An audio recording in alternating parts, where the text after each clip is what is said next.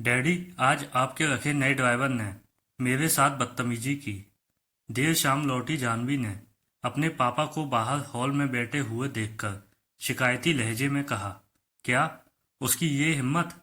कहाँ है वो बदतमीज? महेंद्र बाबू गुस्से में बोले। तभी उनकी पत्नी ने कहा, वो नौकरी छोड़कर चला गया। कह रहा था मुझे मेरा आत्मसम्मान प्यारा है, मुझे आपके यहाँ नौकरी नहीं करनी। तो मैंने कहा ठीक है, अगले महीने की 10 तारीख को आकर जो भी हिसाब बने ले जाना। हिसाब तो मैं पूरा करता हूँ। मेरी बिटिया के साथ बदतमीजी की और मैं उसे ऐसे ही छोड़ दूँ? तुम चलो अभी मेरे साथ जानवी, अभी उसके घर चलते हैं। वहां उसके परिवार के सामने उसकी वो हालत करूंगा कि तमीज सीख जाएगा। गुस्से से भरे महेंद्र बाबू अपनी बेटी और पत्नी के साथ ड्राइवर बिरजू के घर पहुंचे और दरवाजा खटखटाया। दरवाजा एक 15-16 साल की लड़की ने खोला।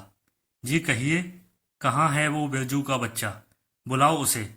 गुस्से से महेंद्र बाबू गरजे। ओह, तो आप पापा की पहचान वाले हैं। नमस्ते अंकल जी। नमस्ते आंटी जी। आइए आइए, बैठिए, मैं आपके लिए पानी लेकर आती हूँ।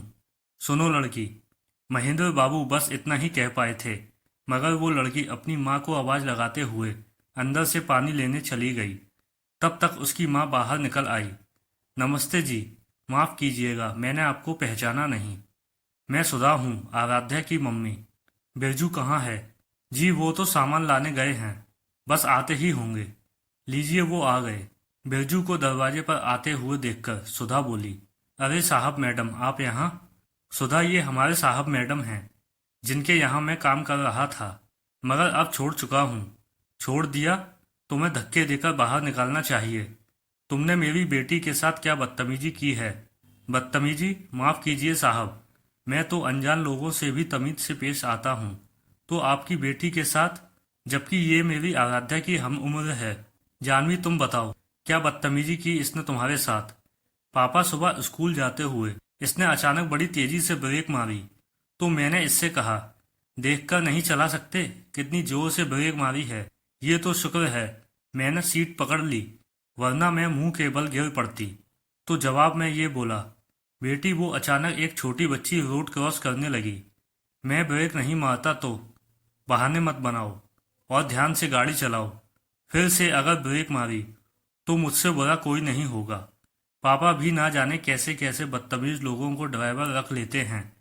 बेटी, अगर मैं ब्रेक नहीं मारता तो वो बच्ची गाड़ी के नीचे आ जाती, ये गाड़ी थाने में और मैं जेल में होता। तो लगता है तुमने आज से पहले कभी बढ़िया आलीशान गाड़ी नहीं चलाई।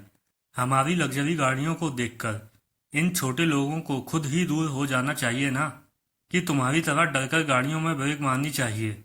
और ये क्या बेटी बेटी लगा रखा है? क्या मैं तुम्हारी बेटी हूँ? तो फिर क्या कहूँ आपको? मैडम को दीदी कहते हैं, तो मैं आपको दीदी कहूँ? पागल वागल हो गया है? मैं तुमसे बड़ी लगती हूँ? अपनी उम्र देखी है बुड्ढे? मुझे बेटी दीदी नहीं, सीधे सीधे जानवी कहो, समझे? बस यही हुआ था डैडी साहब, मैं भी एक बेटी का पिता हूँ।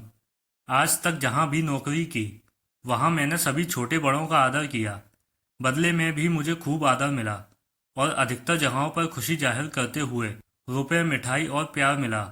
मगर आपके यहाँ बदतमीजी का पुरस्कार, जो मेरे आत्मसम्मान को ठेस पहुंचा रहा था। इसलिए मैंने मैडम जी को बता दिया था कि मैं कल से आपके यहाँ काम करने नहीं आऊँगा। बस यही बात हुई थी। महेंद्र बाबू कुछ कहते, तब तक आराध्या सबके लिए ठंडा ठंडा शरबत बनाकर ले आई।